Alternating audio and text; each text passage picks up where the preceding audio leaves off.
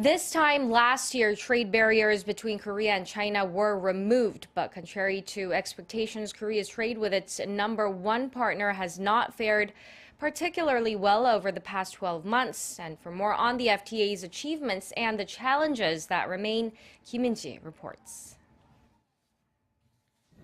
It's been exactly a year since the free trade deal between Korea and China took effect, but bilateral trade has been on a continual downward spiral. Korea's exports to China came to $100.7 billion during the first 10 months of the year, down 12% from a year ago. Imports slid 5.6% to $70.9 billion. On a more positive note, the proportion of items subject to tariff exemptions fell much less than that. Korea's import items subject to tariff cuts fell 1.7% during the cited period, in contrast to the 9% decline overall.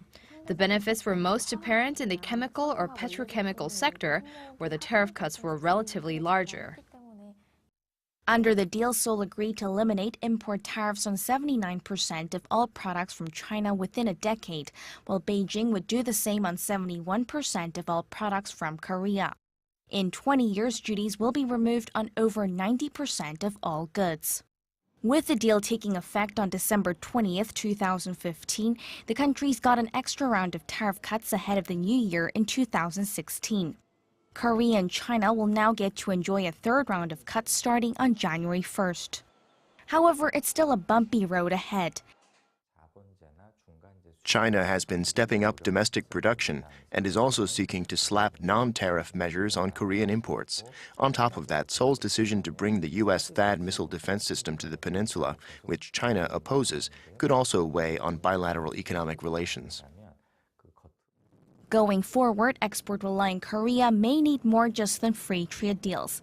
Experts say the country needs to step away from key industries and seek to foster new growth engines instead, and that Korea should focus on creating products of value. Kim In-ji, Arirang News.